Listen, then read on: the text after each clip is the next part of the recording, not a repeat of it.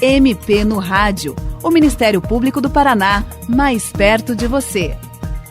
Em julho, o Estatuto da Criança e do Adolescente completa 27 anos. Para marcar a ocasião, o MP no Rádio traz, nesta e na próxima semana, discussões ligadas aos direitos das crianças e adolescentes e que têm impacto direto na vida de toda a população.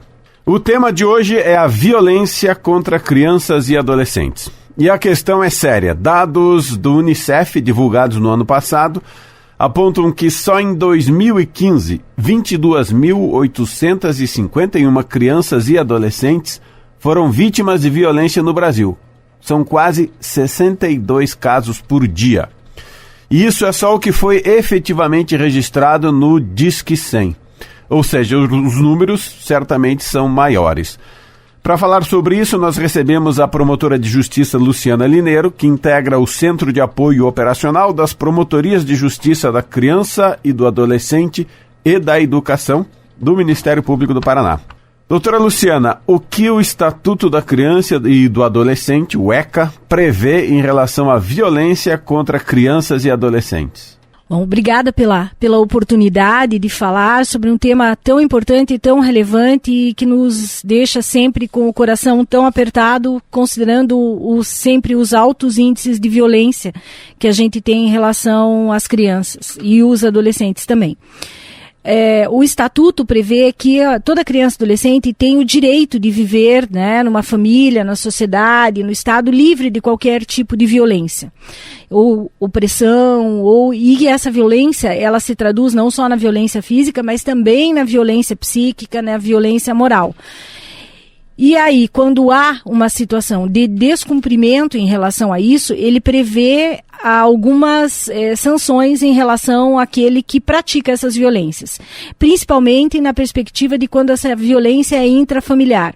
Ele prevê, inclusive, a possibilidade do afastamento do convívio do agressor, prevê a possibilidade da criança ser afastada do convívio familiar quando essa violência é intrafamiliar, e prevê a possibilidade da suspensão do poder familiar e até da perda do poder familiar, de acordo com a gravidade da situação do que foi, né, do tipo de violência ou da situação que foi verificada.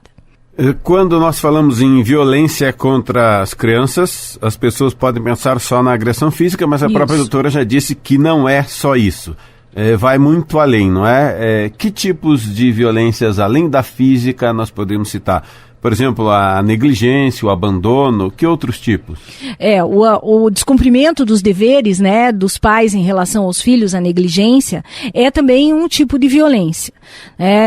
Mas tem também a violência moral, psíquica, aquele tratamento grosseiro, aviltante em relação à criança, com excesso de xingamentos, que vá impactar de uma maneira significativa no desenvolvimento saudável dessa própria criança, né, no desenvolvimento dela enquanto um ser humano completo. O Estatuto prevê para todos esses tipos de violência as mesmas possibilidades de intervenção e de sanção. E essas diferentes formas de violência podem deixar sequelas na criança, além das sequelas físicas, é claro, porque obviamente se for uma violência grave vai deixar marcas na criança. Mas o que se pode falar em termos do que fica depois para a criança no futuro e para o adolescente? A gente costuma dizer que a agressão física ela é muito ruim, ela é muito evidente, ela choca muito a gente. Mas ela no trato as marcas desaparecem, né? Ela acaba, os impactos dela são às vezes menores do que a violência moral.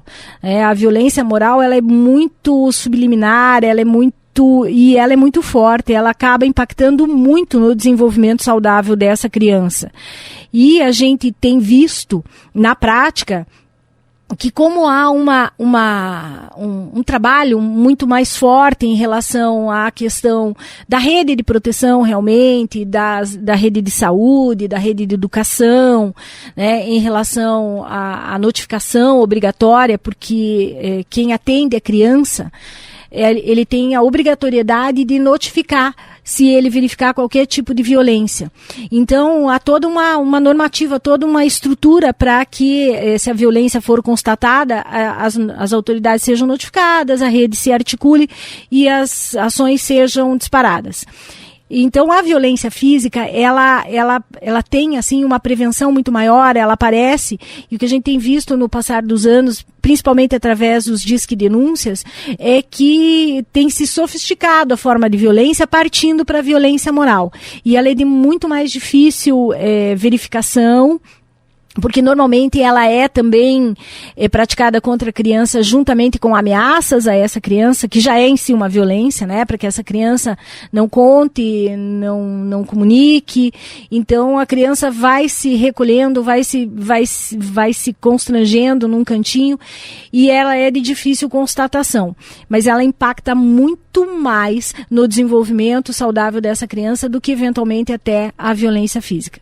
Quando a senhora fala em violência moral, é o que? É o maltrato psicológico? É a criança que é ofendida, que é desprezada, que é xingada? Concretamente, como se dá isso? Exatamente. Aquela criança que é maltratada, tratada como se fosse um objeto, né? Que é xingada quando ela comete algum erro. Nessa perspectiva que a gente entende a violência moral. Mas a negligência também constitui, né, uma forma de violência moral, porque o fato de você deixar de prover educação, saúde, lazer, esporte, para a criança também é uma forma de violência moral. Muito bem. E o que pode acontecer na prática, na área criminal, com uma pessoa que agride uma criança ou adolescente? E no caso, então, se o agressor é o pai ou a mãe? Na verdade, a gente tem duas esferas de sanções. Uma de ordem civil, que seria aí o que eu já tinha mencionado, a possibilidade da perda da guarda, afastamento, né? E até destituição, suspensão e destituição do poder familiar. Há também a possibilidade de, em alguns casos, uma responsabilização administrativa, financeira, aplicação de multa aos pais, dependendo, principalmente quando a gente trata de negligência, quando não é uma violência assim tão forte, não é uma coisa tão grave. E, paralelamente, há essa sanção de ordem criminal, em que os pais podem ser enquadrados aí em maus tratos e até em tortura em relação aos seus filhos, e podem responder penas bastante severas em relação a isso. Lesão corporal, né? Mas dependendo do tipo de violência, pode até ser enquadrado no crime de tortura, que tem uma pena bastante elevada, e de reclusão. No caso da sanção de perda de guarda, hoje em dia se procura valorizar muito a permanência da criança e do adolescente no ambiente familiar sempre que possível. Mas no caso de uma violência reiterada ou muito grave, há essa possibilidade de destituir a guarda. Para onde vai essa criança que então é afastada de uma família que a trata com violência? Na verdade, hoje a gente tem uma visão de que, prioritariamente, a gente deve privilegiar a permanência dessa criança no seu seio familiar. Se isso não é possível, pensar e verificar a possibilidade da inclusão dela na família extensa. Um tio, um avô, alguém integrante da família que possa permanecer na guarda dessa criança até que se verifique, se estude esse processo, porque não é uma coisa simples, um processo de perda do poder familiar. É um processo bastante complexo, em que a gente precisa ter um cuidado muito grande e analisar a situação com bastante critério. Vai ser acompanhada por uma equipe técnica, né, para que essa equipe veja a dinâmica familiar, verifique se há possibilidade dessa família ser educada, né, para que ela volte a exercer de maneira correta o seu poder familiar, para que a gente possa voltar a reestruturar essa família de origem, né, essa família biológica. Então essa é a preferência. Então a criança pode ser retirada durante um tempo, e aí essa família é preparada, né, trabalhada, preparada para que possa receber de volta essa criança. Prioritariamente, então, nessa perspectiva da família extensa. Mas às vezes isso também não é possível. Então é possível aí a gente estar trabalhando com a questão do acolhimento, né? O acolhimento institucional ou acolhimento familiar, que hoje tem sido uma discussão bastante privilegiada no Paraná. Essa perspectiva de se trabalhar também as possibilidades de acolhimento familiar, colocar essa criança numa outra família que é preparada, cadastrada, acompanhada por uma equipe técnica para receber essa criança durante um tempo. Interessante, essa é uma alternativa que na prática tem funcionado bem. Tem sim. A gente tem vários exemplos aí de municípios em que deixaram aquele modelo do acolhimento institucional, de instituições grandes, passaram para instituições menores e estão privilegiando essa política pública de acolhimento familiar, cadastrando e capacitando famílias para receber crianças ou adolescentes em determinados períodos.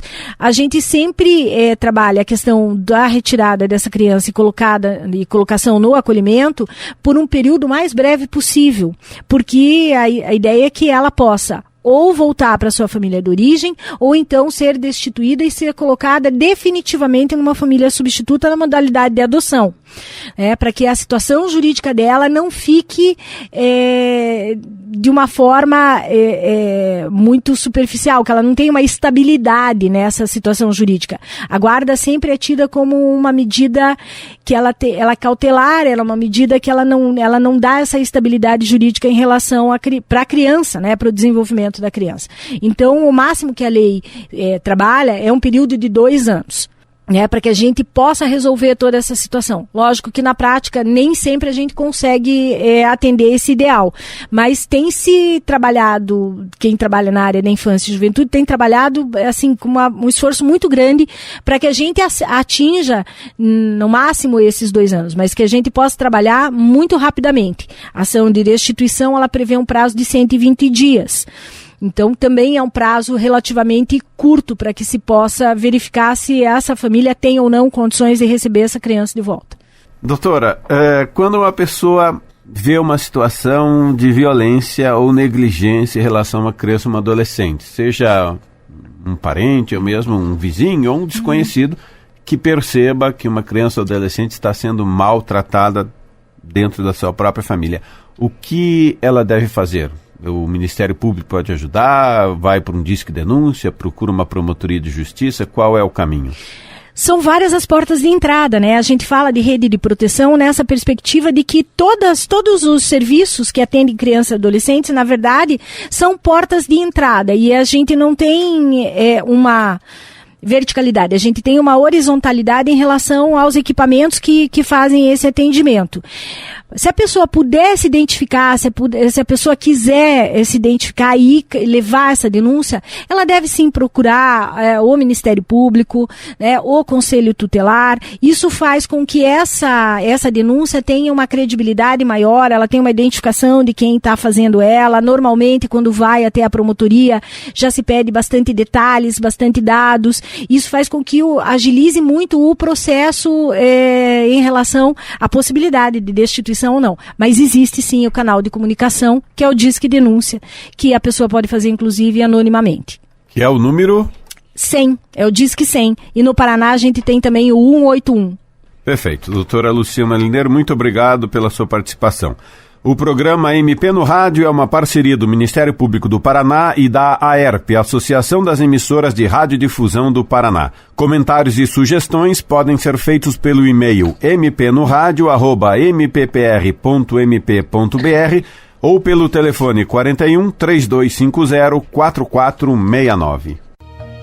MP no Rádio, uma produção do Ministério Público do Paraná, em parceria com a Associação das Emissoras de Radiodifusão do Paraná.